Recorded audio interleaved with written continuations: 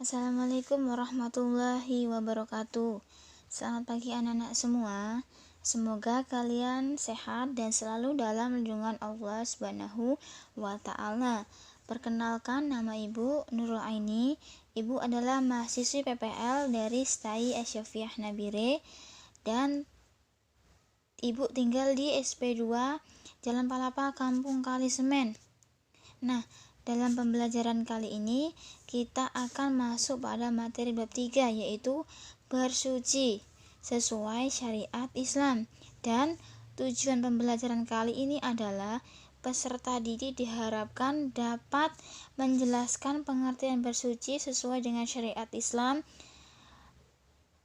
mampu mengemukakan pelaksanaan bersuci sebagai perintah dalam syariat Islam, mampu membedakan hadas dan najis sesuai dengan syariat Islam dengan tepat, mampu mengemukakan ketentuan bersuci dari hadas dan najis sesuai dengan syariat Islam. Yang kelima, mampu berperilaku hidup bersih dalam keseharian dengan tepat. Langsung saja pada poin pertama, yaitu ketentuan bersuci. Pengertian bersuci. Apa itu bersuci?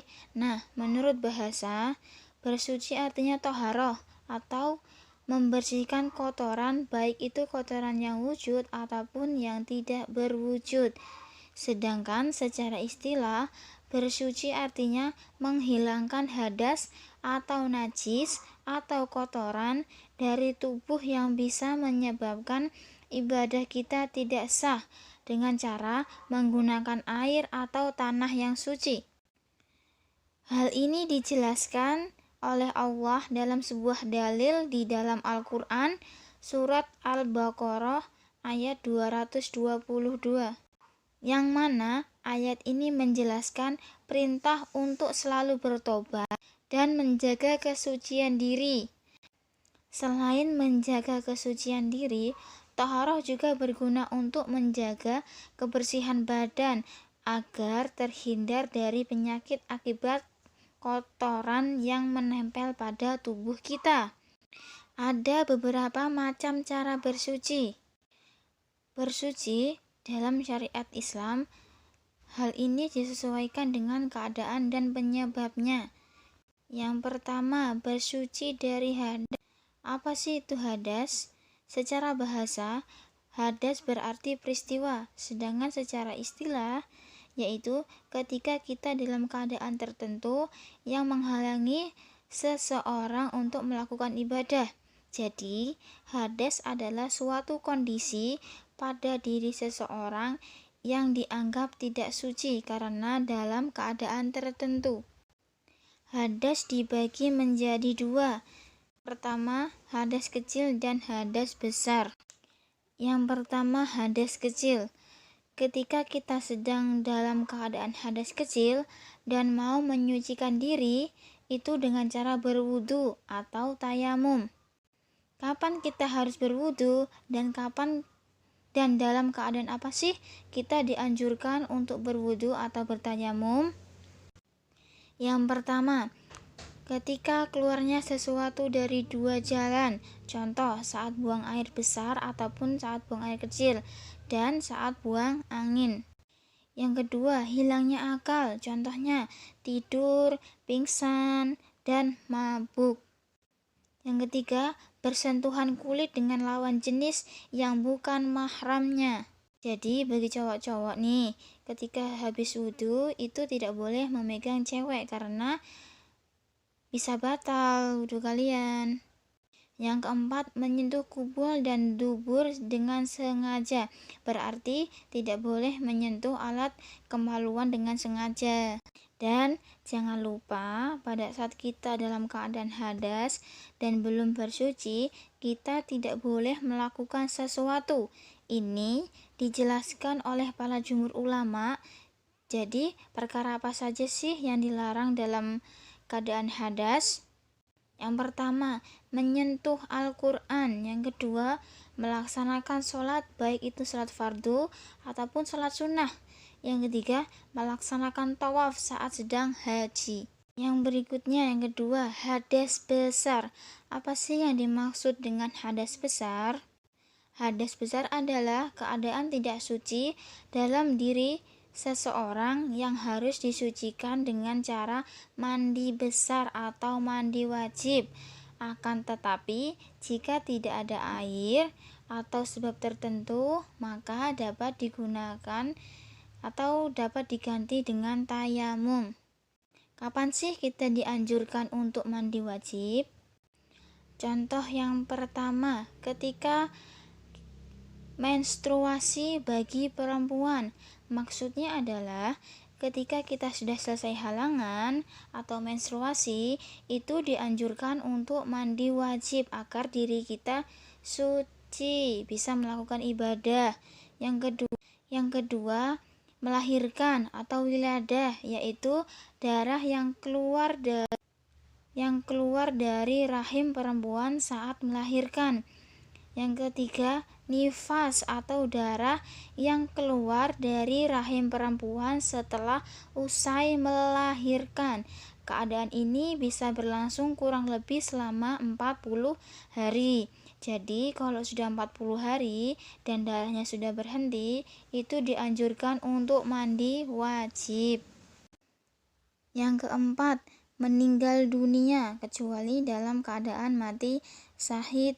Yang kelima, melakukan hubungan suami istri. Yang keenam, mimpi basah bagi laki-laki. Yang berikutnya, bersuci dari najis. Najis itu apa sih? Ya, najis secara bahasa berarti kotor, sedangkan secara istilah adalah sesuatu yang dianggap kotor oleh hukum Islam. Jadi, bersuci dari najis ialah membersihkan sesuatu dari najis tersebut. Nah, najis pun dibagi menjadi 3 berdasarkan tingkatannya. Yang pertama, najis mughalladzah.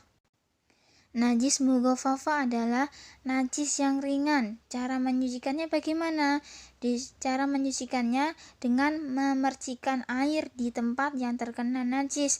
Contohnya, air kencing bayi atau air seni bayi laki-laki yang belum berumur 2 tahun dan belum memakan apapun kecuali susu ibunya sendiri atau air ASI. Lalu, bagaimana jika bayi itu sudah memakan atau mengkonsumsi makanan lain? Nah, air seni bayi itu sudah tidak tergolong lagi dalam najis mughalladzah. Yang kedua, najis mutawassithah. Najis mutawassithah adalah najis yang sedang atau najis tengah atau pertengahan. Contohnya, najis mutawassithah yaitu darah, nanah, air seni, tinja, dan bangkai binatang, dan masih banyak lagi ya. Najis mutawassithah pun dibagi menjadi 2. Yang pertama, najis hukmiyah. Najis hukmiyah adalah najis yang diyakini ada tetapi tidak nyata dari segi wujud, bau, ataupun rasanya. Lalu bagaimana cara menyucikannya? Disucikan dengan cara mengalirkan air pada tempat atau benda yang terkena najis tersebut. Yang kedua, najis ainiyah. Najis ainiyah adalah najis yang tampak wujudnya dan bisa diketahui baunya ataupun rasanya. Cara menyucikannya dengan menghilangkan wujudnya, rasanya, warnanya, dan baunya menggunakan air suci atau air bersih. Yang ketiga, najis mughalladzah. Najis mughalladzah adalah najis yang berat, dan najis ini adalah najis yang paling berat di antara kedudukannya najis-najis lain. Maksudnya di sini najis ini kedudukannya paling tinggi, paling berat di antara najis yang lain. Cara menyucikannya pun secara bertahap, yaitu dengan membersihkan sebanyak 7 kali. 1 kali di antaranya menggunakan air yang dicampur dengan tanah yang bersih sesuai sesuai aturannya. Seperti contoh pada najis mughalladhah adalah najis ini terdapat pada hewan, yaitu hewan anjing dan babi. Apapun yang berasal dari dua hewan ini hukumnya najis mughalladhah, seperti airnya, dagingnya, darahnya, ataupun air liurnya, bulunya, kotorannya, semua yang ada pada anjing dan babi itu najis mughalladhah. Oke, materi dari Ibu cukup untuk hari ini. Cukup sampai di sini. Jika ada yang mau ditanyakan, bisa wapri di nomor Ibu. Dan jangan lupa tolong kerjakan tugas halaman 48 sampai 49 bagian A dan B dikumpul via WA pribadi ya.